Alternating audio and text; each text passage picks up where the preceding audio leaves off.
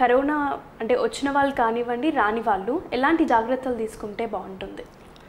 Mask పెట్టుకోవటము, గుంపుల్లో లేకుండా ఉండటానికి ప్రయత్నం చేయటము చాలా ప్రధానమైన అంశం. ఇప్పుడు గతంలో కరోనా కన్నా ముందు మనకి పెళ్ళైనా చావైనా వేల సంఖ్యలో ప్రజలు తరలి వచ్చేవాళ్ళు. అంటే నేను యూరోప్లో సైంటిస్ట్గా కొన్నాళ్ళు పనిచేయటం జరిగింది. అక్కడ పెళ్ళికి 40 మంది వచ్చారు. ఒక పెళ్ళికి చాలామంది వచ్చేసారు అని పెళ్లి కూతురు తండ్రి తెగ సంబరపడిపోయి చెప్పాడు. నేను ఇది చాలామంది ఏంటరా, మా దగ్గర అయితే పెళ్లి కూతురుని చేయడానికి 200 మంది ఉంటారు, పెళ్లి కొడుకుని చేయడానికి 200 మంది ఉంటారు, పెళ్ళికి 40 మంది వస్తే చాలామంది అంటాం ఏంటి అని నవ్వటం జరిగింది. కరోనా పుణ్యాన్ని మనం కూడా చూసాం కదా, 50 మందితో పెళ్ళిళ్ళు అవటం. ఒక రకంగా ఇది మంచి సంస్కృతికి వెళ్తున్నాం మనం. ఖర్చులు తగ్గుతాయి, ఖర్చులతో పాటు జన సమూహం తగ్గుద్ది, మనుషులు తమ పనుల్లో తాము ఉండటం అనేది ప్రధానంగా ఉంటుంది. కొంచెం అభివృద్ధి, ఇప్పుడు అభివృద్ధి చెందే దేశము, అభివృద్ధి చెందని దేశము, అభివృద్ధి చెందుతున్న దేశం, ఈ మూడిట్లో వ్యత్యాసం ఏంటంటే అభివృద్ధి చెందిన దేశంలో ఆ అభివృద్ధిలో బతకడానికి కాస్ట్ ఆఫ్ లివింగ్ పెరిగిపోవటం వల్ల ప్రతి ఓడు పగలు రాత్రి పనిచేస్తాడు. సో అంటే ఆడికి అన్ని సౌకర్యాలు ఉంటాయి, అలాగే ఆ సౌకర్యాలు అందుకోవడం కోసం పగలు రాత్రి పనిచేయాలి. చెందుతున్న దేశంలో ఏంటంటే ముందు పని దొరకదు, తర్వాత పని చేయకపోయినా కూడాను కాస్ట్ ఆఫ్ లివింగ్ మీడియంగా ఉంటుంది కాబట్టి ఒకడి శ్రమ మీద 4 బతకొచ్చు. చెందని దేశం ఏంటంటే ఉన్న 5 ప్రభుత్వం ఏమన్నా గంజి పోస్తే తాగుదామనే దశలో ఉంటుంది. సో సామూహిక జీవనం అనేది చెందని దేశంలో, చెందుతున్న దేశాల్లో ఎక్కువ ఉంటుంది, చెందిన దేశంలో తక్కువ ఉంటుంది. సో కరోనా రావటం వల్ల మనం కూడా అభివృద్ధి చెందిన దేశం జాబితాలోకి చేరవచ్చు. అలాగే ఇప్పుడు ప్రజలు కానివ్వండి, ప్రభుత్వం ఈ కరోనాకి సంబంధించి దీని నుంచి బయటపడాలంటే ఎలాంటి జాగ్రత్తలు తీసుకుంటే బాగుంటుంది? మనం గతంలో కూడా చెప్పాము, ప్రతి వాడ, ప్రతి మార్కెట్ ప్లేసు శానిటైజ్ అవ్వాలి. మనం మన ఇళ్ళు, మన నివాసం, చిన్న చిన్న ఇళ్లల్లో అందరం అంటే సామూహిక సహజీవనం చేసే లాంటి జీవితాలు భారతీయులు. 70% మంది పేద, లోయర్ మిడిల్ క్లాస్ వర్గాలు. ఈ చిన్న చిన్న ఇళ్ళు ఉన్న ఏరియాలో అంటే మనుషులు ఒక ఇంట్లో 4-5 ఉండటమే కాకుండా సగం టైం వీళ్ళు ఇంటి బయట అందరూ కలిసి ఉండటం అలవాటు. ఎందుకంటే చిన్న ఇల్లులో ఒక రూమ్లో 4-2 ఉంటాం. సో ఇక్కడ ఏమవుతుందంటే ఒక వ్యక్తికి వ్యాధి వస్తే అది అందరికీ పాకుతుంది. నేను మొన్న ఆదివాసీ గ్రామాలకు వెళ్ళొచ్చాను. అక్కడేంటంటే ఇంటికి దూరం ఉంటుంది గ్రామాల్లో కాబట్టి. సో అక్కడ కూడా 500 మంది ఉన్న ఒక గ్రామంలో 3 కరోనాతో చనిపోయారు. 500 మంది ఒక మారుమూల ప్రాంతంలో ఉన్న జనాభాలో 3 చనిపోయారంటే 0.6% చనిపోయినట్లు లెక్క. 0.6% ఆఫ్ ద పాపులేషన్ కనుక చనిపోతే మరి ఇప్పుడు ప్రభుత్వాలు ప్రకటించిన లెక్కలని తప్పనే కదా అర్థం. అక్కడ దాకా వ్యాధి ఎట్లా వెళ్ళింది అసలు ఆశ్చర్యకరమైన విషయం. రోడ్లు కూడా లేని గ్రామాల్లోకి వ్యాధి ఎట్లా వెళ్ళింది అంటే, వ్యాధి వెళ్ళాలంటే రోడ్డు కావాలి కదా, రోడ్డు మీద ఎవడో ప్రయాణం చేస్తే తీసుకెళ్ళాలి, మోసుకెళ్ళాలి కదా, మనిషి మోసుకెళ్ళాలి. అంటే ఆ దశలో వెళ్ళింది అని అంటే, వ్యాధి ప్రబలుతుంది అని అంటే ఎక్కడో కాంట్రాక్ట్లోకి వచ్చి ఉండొచ్చు, ఏ బస్తీల్లోనూ సిటీలోనూ వచ్చి ఉండొచ్చు, అక్కడ అందరికీ వ్యాధి వచ్చింది. అలాంటప్పుడు పట్టణాల్లో నివసించే పేదవాళ్ళు వాళ్ళ పరిస్థితి ఏమిటి? ఒకరికి వస్తే 10 మందికి రాదా? మరి వాళ్ళు ఎలాంటి జాగ్రత్తలు తీసుకోవాలి అని అంటే, ప్రభుత్వం అక్కడ శానిటైజేషన్ అనేది కంపల్సరీ చేయాలి. మనం వీళ్ళందరినీ ఐసోలేట్ చేయలేం కదా, తీసుకెళ్ళి నువ్వు ఇక్కడ ఉండకూడదు అని చెప్పి మనకేమన్నా ఐసోలేషన్ వార్డులు కానీ అవేమన్నా ఉన్నాయా? ఏమీ లేవు. మనం ఫస్ట్ వేవ్ అప్పుడు కూడా మాట్లాడుకున్నాం, టెస్టింగు, ట్రేసింగు, తర్వాత క్వారంటైను మస్ట్ అండ్ షుడ్ అని ఏమీ చేయలే. ఫస్ట్ వేవ్లో చేయవలసిన పనులన్నీ సెకండ్ వేవ్లో చేయటం జరిగింది. సెకండ్ వేవ్లో కొన్ని చోట్ల విన్నాం, క్వారంటైన్లు పెట్టారు గవర్నమెంట్ వాళ్ళు, కొన్ని ఐసోలేషన్ ప్లేసెస్ పెట్టారు అని. ఫస్ట్ వేవ్లో చేయాల్సినవన్నీ చేయలే. సెకండ్ వేవ్లో చేసేటప్పటికల్లా చేయి దాటిపోయింది. సామూహిక జీవనంకి వచ్చేసారు. ఈ ఎలక్షన్లు కానీ మతం తాలూకా మేళాలు కానీ ఇవన్నిటి వల్ల వ్యాధి బాగా ప్రబలింది. అలాగే ఇప్పుడు థర్డ్ వేవ్ కూడా రాబోతోంది, మరి చిన్నపిల్లల మీద ప్రభావాన్ని చూపిస్తుంది అని అంటున్నారు. ఇది ఎంతవరకు నిజం? దీనికి ఒక థియరీ ఏంటంటే, ఫస్ట్ వేవ్ వచ్చినప్పుడు 60 ఏళ్ల కన్నా పైబడ్డ వాళ్ళే ఎఫెక్ట్ అయ్యారు అనేది స్టాటిస్టిక్స్ ఉన్నాయి. సెకండ్ వేవ్ వచ్చినప్పుడు యువత కూడా దీని బారిన పడ్డారు అనేది స్టాటిస్టిక్స్. ఈ స్టాటిస్టిషియన్స్ యొక్క అభిప్రాయం ప్రకారం వయసు తగ్గుతుంది అనే ఒక ఆలోచన విధానం. మనం సాధారణంగా చూడవలసింది ఇమ్యూనిటీ.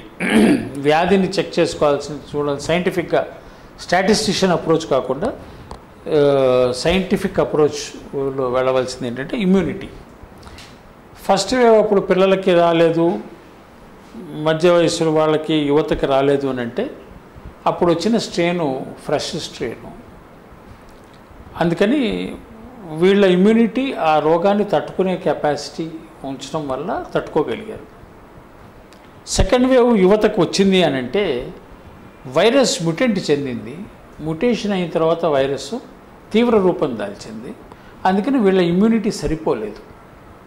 సెకండ్ వేవ్ని తట్టుకోవడానికి యువత ఇమ్యూనిటీ సరిపోలేదు. సో కాబట్టి ఇప్పుడు థర్డ్ వేవ్ ప్రమాదకరంగా వస్తుంది అన్నారంటే ఇది ఒక కోణము. ఇది మ్యుటేషన్ అయింది అని అంటే చిన్నపిల్లల ఇమ్యూనిటీ కూడా సరిపోకపోవచ్చు. కాబట్టి చిన్నపిల్లలందరూ తమ ఇమ్యూనిటీని పెంచే కార్యక్రమంలో ఉండాలి. తల్లిదండ్రులందరూ కూడా పిల్లలకి రోగనిరోధక శక్తి పెంచే కార్యక్రమంలో ఉండాలి. ఈ రోగనిరోధక శక్తి పెంచకపోతే మరి పిల్లలకి జబ్బు చేస్తే అన్నిటికన్నా బాధాకరమైన అంశం ఏంటంటే 60 ఇప్పుడు బ్రెడ్ విన్నర్ చనిపోయాడు అనుకోండి, ఆ కుటుంబం ఆర్థిక అవస్థల పాలవుతుంది. అదే చిన్నపిల్లలు చనిపోయారనుకోండి, ఆ కుటుంబం మానసిక అవస్థల పాలవుతుంది. ఎందుకంటే తల్లిదండ్రులు తమ భవిష్యత్తును మొత్తాన్ని, తమ శ్రమని, తమ జీవితాన్ని ఆ పిల్లల కోసమనే పెట్టుకుని బతకడం భారతదేశంలో అలవాటు. పాశ్చాత్య దేశాల సంస్కృతి నాకు తెలియదు, కానీ మన దేశ సంస్కృతిలో మాత్రం కారణాలు ఏమిటనేది చెప్పలేం, కానీ తల్లిదండ్రులకి పిల్లలే సర్వస్వం. పిల్లలుకి ఏమన్నా అయితే ఆ తల్లిదండ్రుల మెంటల్ ఇంబ్యాలెన్స్ గురవుతారు. ఒకసారి మనిషి మానసిక పరిస్థితి దెబ్బతింటే ఆ మనిషి ఉత్పత్తికి పనికిరాడు. అంటే భారతదేశంలో ఉత్పత్తి రంగం ఇవాళ ఏమంత గొప్పగా ఉందా, ఆల్రెడీ కుదేలైపోయింది కదా అంటే అది వేరే అంశం. కానీ మనిషి అన్నవాడు ఉత్పత్తికి భాగస్వామ్యంలో ఉంటేనే అతని వల్ల దేశ ఆర్థిక వ్యవస్థకి లాభం జరుగుతుంది. అది జరగాలి అంటే మానసికంగా ఆరోగ్యంగా ఉండాలి. అది మరి అవసరం అనుకుంటే పిల్లల ఆరోగ్యం కాపాడుకోవాలి. ఇది చాలా ప్రధానమైన అంశం. రెండో కోణం నుంచి ఆలోచిస్తే భవిష్యత్తు భారతదేశం అంతా పిల్లలు. మన భవిష్యత్తు తరాన్ని మనం నాశనం చేసుకోలేం కదా. దాన్ని కూడా కాపాడాల్సిన బాధ్యత ప్రభుత్వానిది, తల్లిదండ్రులదే కాదు, ఇక్కడ ప్రభుత్వానికి కూడా. పిల్లల్ని అంటే రోగనిరోధక శక్తి పెంచే కార్యక్రమం చేయడం చాలా ముఖ్యం, చాలా అవసరం. అంటే ఎలాంటి జాగ్రత్తలు తీసుకోవాలంటారు? అంటే ఫుడ్ ఇచ్చే విషయంలో మారాలంటారా? ఫుడ్ ఇచ్చే విషయంలో మారాలి. మనం ఇప్పుడు పెడుతున్న జంక్ ఫుడ్స్ నుంచి పిల్లల్ని దూరం చేయాలి. పిల్లలకి హోల్సమ్ ఫుడ్ అనేది ఇవ్వాలి. బలంతో పాటు రోగనిరోధక శక్తి పెంచుతూ వాళ్ళకి వైటమిన్ డి, ఇవన్నీ వైటమిన్స్, చేకూరే లాంటి ఫుడ్ ఇవ్వాలి. మేము ఆ ప్రయత్నంలోనే ఉన్నాం. మేము ఆ కార్యక్రమం చేపట్టాం. పిల్లలకి చక్కగా నచ్చే విధంగా బిస్కెట్లను రూపొందించడం జరిగింది. బిస్కెట్లో రోగనిరోధక శక్తి పెంచే గుణాలు సంపూర్ణంగా వైటమిన్స్, వైటమిన్ సి, డి, ఈ, తర్వాత బి కాంప్లెక్స్, ఆ తర్వాత ప్రోటీన్స్తో కూడిన బిస్కెట్లను తయారు చేయడం జరిగింది. అట్లాగే ఇంకొక బ్రేక్ఫాస్ట్ మోడల్లో ఒక small honey based product with bamboo rice. ఎందుకంటే కార్బోహైడ్రేట్స్ పిల్లలకి ఈ పౌష్టికాహారం ఉంటే వాళ్ళు బలంగా ఉంటారు. బలంగా ఉన్నప్పుడు వ్యాధి వైరస్ ముటేషన్తో వచ్చినా వీళ్ళు తట్టుకుని నిలబడగలుగుతారు. మనకు రోగనిరోధక శక్తి లేకపోతే తట్టుకోవడం కష్టం. అంటే ఆల్రెడీ ఇవన్నీ మార్కెట్లోకి అందుబాటులోకి వచ్చాయా? వస్తాయి, త్వరలో రాబోతుంది. త్వరలో వస్తాయి. బిస్కెట్స్ వచ్చేసాయి, ఇది బ్రేక్ఫాస్ట్ కూడా వస్తుంది. అంటే మనకి ఎక్కడైనా అందుబాటులో ఉంటాయా, లేదంటే బయోగ్రీన్కి సంబంధించిన నెట్వర్క్ స్టోర్స్లో, తర్వాత ఆన్లైన్ వాళ్ళ రేపు అంతా కొరియరు స్విగ్గీ వీటిలో పంపించేయచ్చు కదా. ఓకే. ఎందుకంటే మోర్ షాప్స్ని ఇన్వాల్వ్ చేస్తే మోర్ కమిషన్స్, అప్పుడు కాస్ట్లీ అవుద్ది కన్జ్యూమర్కే.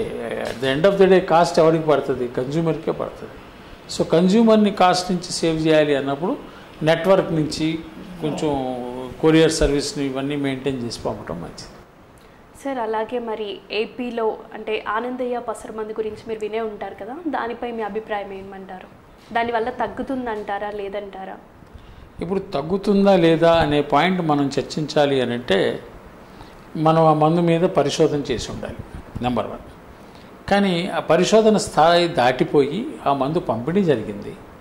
పంపిణీ జరిగిన తర్వాత దాని గురించి మనం మాట్లాడాలి అంటే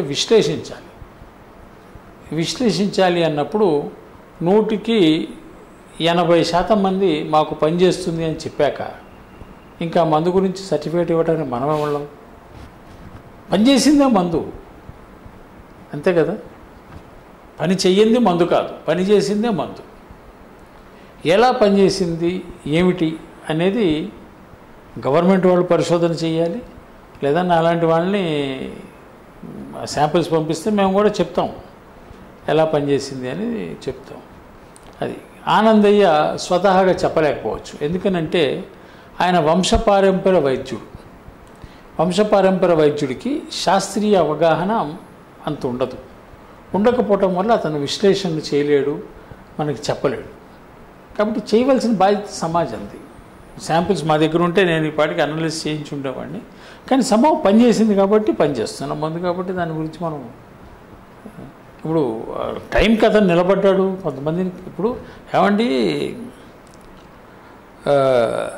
యుఎస్ FDA రూల్ ఒకటి ఉంది, చనిపోతాడు అన్న పేషెంట్కి మట్టి పెట్టి కాపాడు, దానికి లైసెన్స్ అక్కర్లేదు, దానికి అప్రూవల్ అక్కర్లేదు అంటాడు. మరి బతకటం ఇంపార్టెంట్ కదా, ఏమి ఇచ్చావు లెక్క కాదు, బతకటం ఇంపార్టెంట్.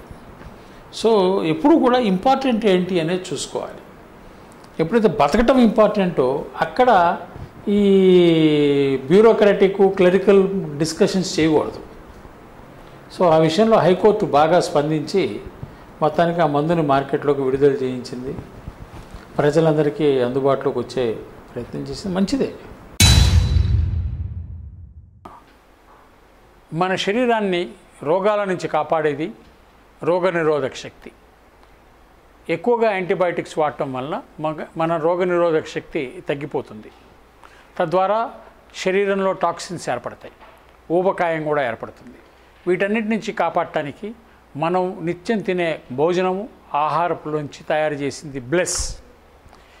ఈ బ్లెస్ పౌడర్ని పెరుగులో వేసుకుని తినడం వల్ల మన పేగుల్లో లాక్టోబాసిలస్ బ్యాక్టీరియాతో పాటు vitamin C, D, B complex ఉత్పత్తి జరిగి మన శరీరం యాక్టివ్గా, టాక్సిన్స్ తగ్గిపోయి రోగనిరోధక శక్తి పెరిగి సర్వరోగాల్ని నివారించడానికి ఎదుర్కొనడానికి మన శరీరం సిద్ధంగా ఉంటుంది. Bless. Hello everybody, this is Lipsika. Please subscribe to Kakatiya TV. Please subscribe to Kakatiya TV. Please subscribe. Push subscribe. Please subscribe. Hi, nenu RJ Kajal.